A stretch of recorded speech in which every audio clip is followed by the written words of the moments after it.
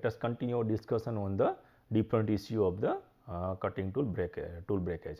And we have started discussion about the tool run out, and we have seen that tool run out is one of the most important issue in the micro machining zone, and we have seen that what are the different tool run out we are getting and what are the ways we can measure the tool run out also. So, let us discuss this thing further. So, we have seen that one of the reasons is the tool run out and another is the higher cutting forces related to the size. Now, if you see that we know that our specific cutting energy is very high in the micro machining zone, because we are cutting a material without any defect also. Sometimes we do not encounter any type of defect because the size is very small, and because of that our cutting edge radius and the chip thickness are also different way playing important role in this case. Now, we have seen that if you are doing a machining of a one material by two different tool, one is the micro tool and one is the conventional tool. If the material is hard, then it will actually hard for both the cases, right, whether you cut the micro cutting or do macro cutting. But problem is that in micro cutting, what is happening, the number of defects are very small, that we have discussed in the specific cutting energy part, and we are not consistently actually reducing the force when you are reducing the uncut chip thickness. So, after a certain level force will be very high because of these material issues, and the cutting forces are larger and the little cutter can exceed its bending limit. So, whenever you force your cutting tool into the workpiece without looking into this particular aspect, that is the cutting force to relative size, then what is happening, that you are actually bending the cutting tool. The material your tool is not able to force the material to cut, and because of that the material also plays some resistance to the cutting tool, and then it will actually cross the bending limit and tool will be broken directly. So, what is the thing, that we have to keep the tool deflection within the limit. So, whatever RPM and the feed rate you are selecting, so those things are actually synchronized, right. So, when you talk about the higher RPM, then only you can go with the higher feed rate,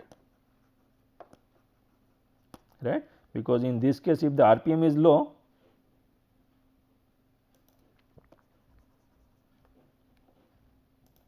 when RPM is low and a higher feed rate, then there is a bending of the tool.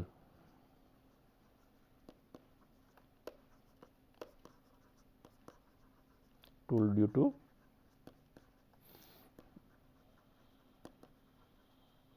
additional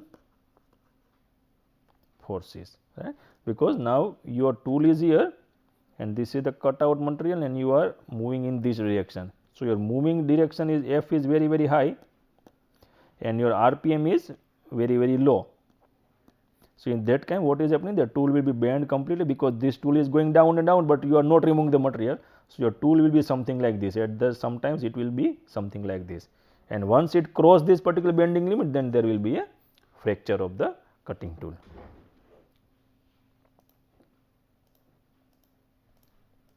Right. Third one is the greater likelihood of the chip clogging. So, what is that, the micro mills are much more susceptible to the breakage due to chip clogging, because we know that when you are doing cutting operation, at the time there is a formation of chip, but in conventional machining what happened, that we are using a 2 flute cutter or the 4 flute cutter. The flutes are very important to navigate these chips completely out from the machining zone, but here we know that the chip space is the flute space is very small. So, at that time the chip will be clogged in between the workpiece and the cutting tool, and that creates the problem. That is, available space for chips between the flute is smaller and the clogging tends to happen much more suddenly. So, you do not have some time also to understand that thing. By that time your feed rate is high, RPM is very high, you will suddenly get the clogging of the chip, and once the chip is clogged, then further movement of the chip is not possible. So, chips start accumulating at the same location, and because of that you will get the chip breakage. So, that is what is happening. So, because of that chip clogging, inefficient removal of the chip,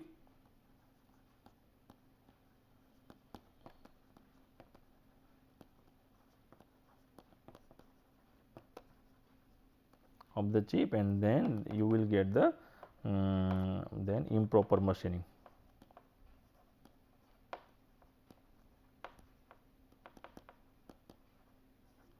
correct. So, in that way your tool is fully loaded, and once it is fully loaded, we know that suppose your tool is something like this, this is the 4 flute cutter, then this whole thing is completely filled with the chips. Now, you are not able to remove that. Then what is happening, that when it is trying to cut the fresh material, then this particular chip will actually play a very important role in actually isolating this particular sharp edge with the cutting workpiece surface. So, in that case you will not get the efficient material removal.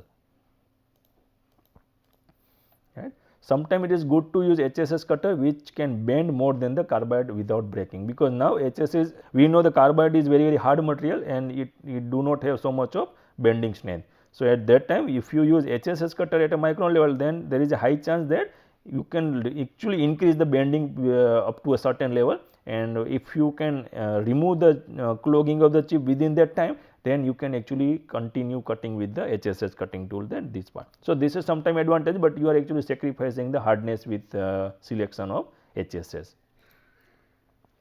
So, if the chips do clog, the cutter is likely to break within the relatively few rotations. That is obviously because now you do not have space to accommodate a fresh chip, and the fresh chip if it is not there, then everything is actually jammed in between the workpiece and the cutting tool. For harder material, what prefer that it is better to go with the 2 flute micro cutting tool, because what is happening. So, this is the 2 flute cutting tool. So, it has a 2 flute. So, micro milling produces a large amount of chip than conventional milling, that is with respect to the size, and the fewer flutes will provide the larger gullet space. So, now you have a space this much, because when it is cutting the surface, now you can see this is the diameter and this much amount of space is available for actually evacuating this chip away from the machining zone, correct. So, this is the way you can do that thing, but there is a trade off also, right, because every time this is not the solution. Why it is like that? Because more flutes you can sure that there is always a flute in the cut, right. So, this is the 4 flute cutter. So, how this thing is better in some sense is, now you can see that when you are rotating the cutting, now if you see this is your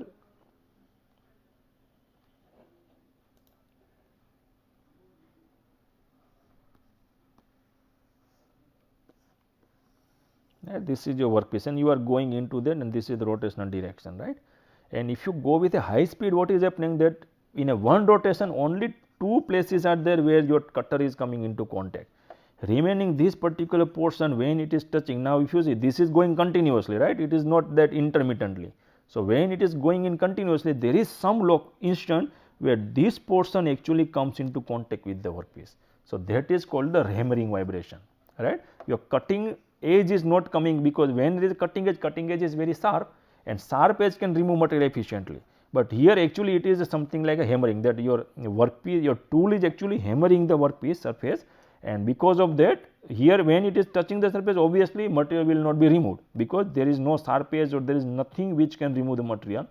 So, it is actually forcing the material inside, and by second instant your cutting edge is coming into contact. So, intermittently you will get a hammering effect in this particular case, but that can be minimized if you are using a 4 flute cutter, right. So, what is happening in 4 flute cutter,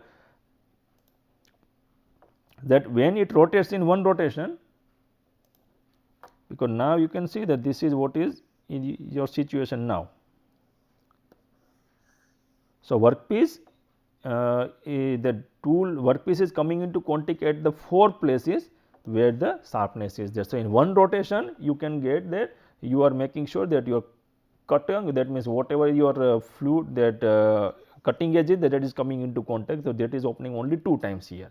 So, the hammering effect can be minimized, mostly it may not happen also, because when you are rotating at 1000, 50,000, 1 lakh RPM, you may not encounter this particular hammering action at this location, but it may happen at this location, because now you have to pass through this particular location which do not have any type of surface which can remove the material. So, by more flute, what you are making sure that there is always a cutting edge which removes the material, but problem is that now you are end up with the less amount of space for the chip. So, chip clogging is issue here, but if you want to avoid the chip clogging, you have to reduce the number of flute, but problem is the number of flute reduced, then you will get the hammering action. So, here bending is high and here the chip clogging is high. right. So, again there is a compromise. Now, you have to see that for which particular application you go with the 2 flute and which application you go with the more number of flutes.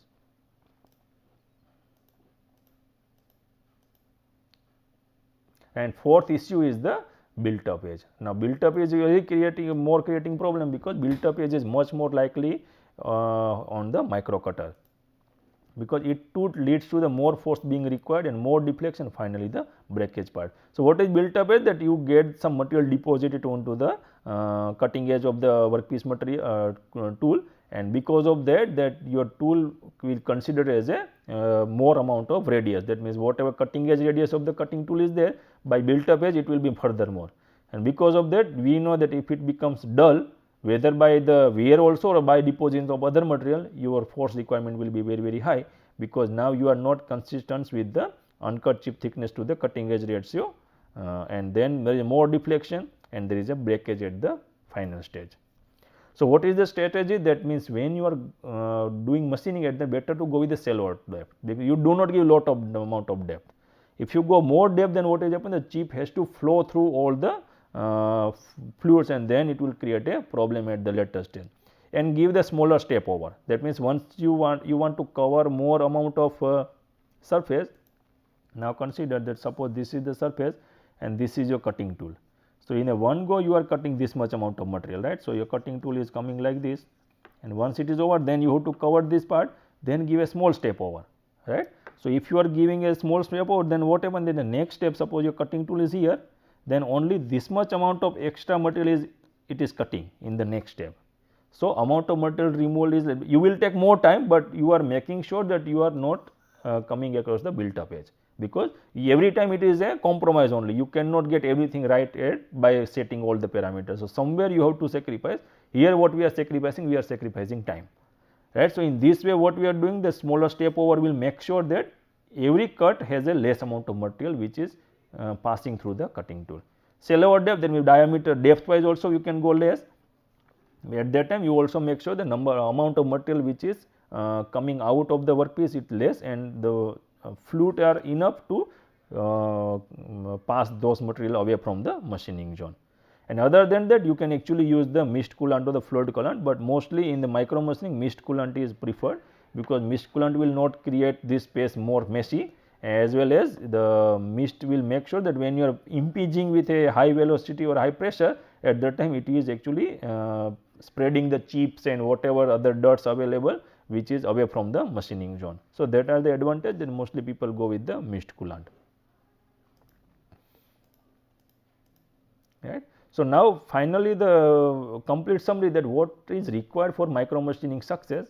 First thing is the accuracy required, because we have seen that if your machine has very high accuracy, but your feedback system has low accuracy, then your machine actually you are working with a low accuracy only.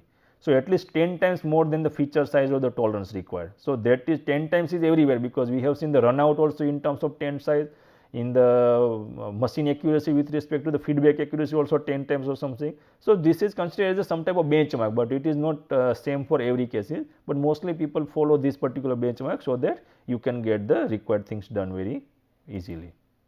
Minimum run out, because that is, we have seen that this is creating lot of problem in the machining part. Most important for the micro tool lives.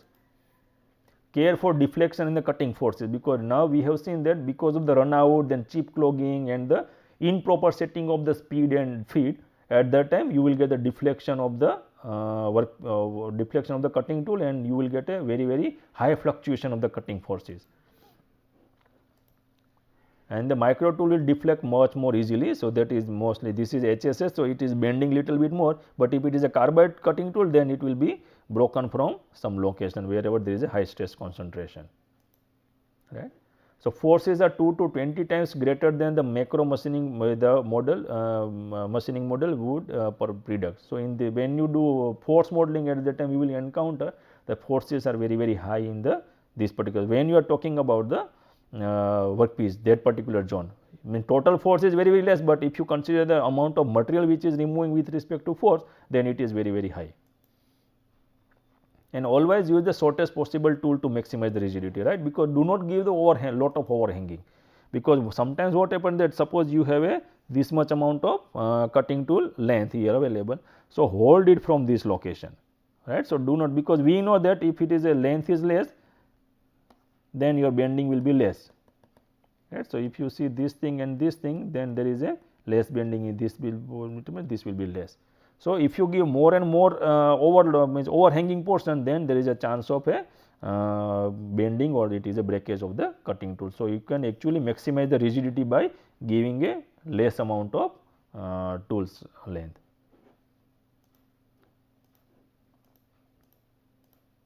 Yeah. Care for chip load and the feed rates now, because we know the cutting edge radius is same as the chip rod. So, mostly we have seen that it will come across the negative rake angle and very narrow range of acceptable chip load before tool life, and outright breakage become the problem. So, when we know that how much is the amount of material you want to remove, then accordingly you have to select the feed rate, because feed rate will tell you that how quickly you are penetrating your tool into the workpiece.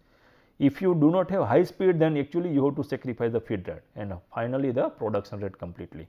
So, in this particular case, you have to make sure that you do a chip load calculation based on the feed rate and the speed what you are using, as well as the depth of cut also. High speed spindle is required because only high speed spindle will make sure that your machining speed is high. The only way to increase the machining speed in this case, and allows the reasonable feed rate within the limitation of the tolerable chip load. Because if you do not give a high speed, then you have a restriction on the feed rate, and if you have restriction on the feed rate, then you are restricting the total machining speed also, that you cannot actually operate the machining at the full capacity, and the production rate will be very low. Inspection is very important here, because for the most part you have a hard time using a micrometer to accurately measure those tiny parts by hand. Because when you do micro machining or conventional machining, you can use micrometer, or you can use vernier caliper, or many things are there by which you can do the measurement. But here nothing is possible, because those parts are very small, and by putting this micrometer itself is a issue. So, you have to spend lot of money in the inspection system, the tool maker microscope, machine vision, lasers, 3D touch probes. So, these are the different instruments are available. Some of the instrument you can directly mount on the machine itself, so that you do not need to remove the workpiece also or the tool also. It will do measurement of all the things. That suppose you want to measure the dimension of the hole or something, then there are probes available. Some of the things are infrared probes also, some of the wired probes are also there, by which you do not remove the material, you do the measurement on the machine itself. Because we know that once you remove the workpiece from the table, again putting at the same location with the same accuracy is very problematic. So, it is better that you do everything within the machine also, machine only, by or let it be on the tool side or the workpiece side. So, that need the high all the things. So, here that is important. Touch probes are also, machine vision is available, because by which you are using some type of high magnification microscope, and you can actually monitor the machining operation also, and you can see that how the machining is being done. Another thing is the software. Now, how software is playing important role here, because what is happening that it is difficult to hear a cutter health when you are doing micro machining. So, when you are doing a machining with a high feed and high speed, at that time you have to select those parameters in such a way that your machine or your tool is able to bear those things. Because now whatever operation we do, mostly we do by GNM code, and GNM code is mostly created by some type of third party softwares, by which you create a tool path and then give a feed rate and the speed data or all the things. So, if whatever software you are using, and if that software is not capable to give those particular things correctly, then what is happening, that a little tool deflection is happen, because your feed rate is very high, your speed selection is less, even though you have given everything to the software, but software has software does not have that capability to handle those things. So, likewise very little tool deflection at wrong moment will snap your cutter instantly. So, we have seen the geographical error. Similar way, this is the error because of the wrong parameter setting, and that is the way you need a very high quality tool paths. So, generating of tool path with a one particular feed rate and speed, that read some type of high resolution or the high quality of the tool path, and that is possible by the software. And invest in software that will help you, through the different type of issues. So, you have to select the software also in such a way that it will provide some type of things which are very convenient to process this part. So, let me stop this particular thing here, And let me show you one video here that how these tools are fabricated.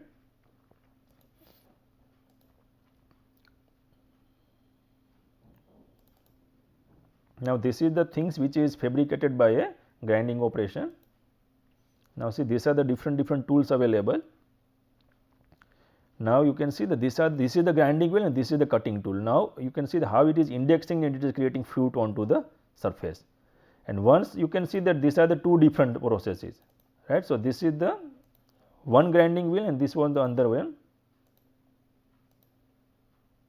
So this is the coarse one, right. First the tool was coming here, that was shaping that, and this is the finer one. We have also seen same thing into the slide also, that how it is making the things. So now this is the animation by which you can see that how it is creating flute onto the surface.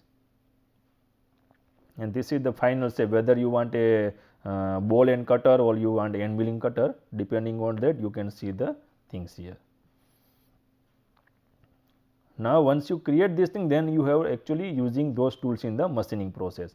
And this is, you can see that this is showing the what is the tool run out, and this is the diameter of 500 micron, and you are cutting the this thing, and this is at high speed machining operation. That means you are using some high speed camera to see the things. It is now 300 micron cutting tool, and this is the 1000 image per second high speed camera, and now it is 100 micron end mill cutter, right. So in this way you can see that what are the different features you can create by different operations. This is the one thing.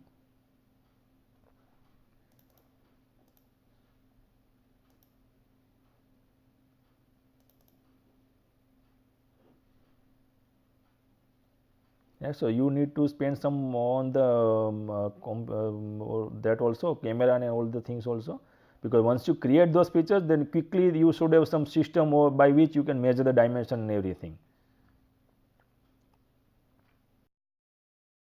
So this is the vision system available by which you can do measurement of different features. Now you can see it can easily get this particular thing. See, it is creating this radius and everything. So micro inspection you can easily get this thing done, and this is the machining at a 4 lakh RPM. Now you can see that at which this RPM, that your spindle is rotating at a 4 lakh revolution per minute, and let us see that how it will do machining.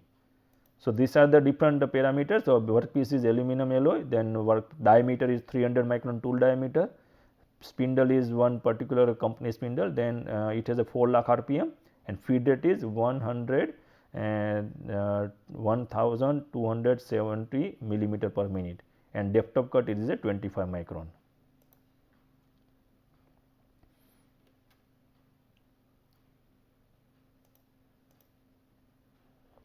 Right. So this is the workpiece and this is the cutting tool, and this is showing in the real life. That means we are not using any type of high speed camera here. So feed rate is 50 inches per minute.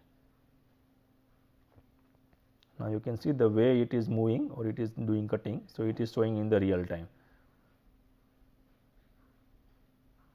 So this is operating at a 4 lakh RPMs. So these are the different feed rate thing by which you can do study and see that which feed rate is showing you the better results here. And these are the different workpiece and different shapes which are cut by the different RPM settings. Ceramic is a 4.5 lakhs RPM, 3 lakh RPM, some other materials.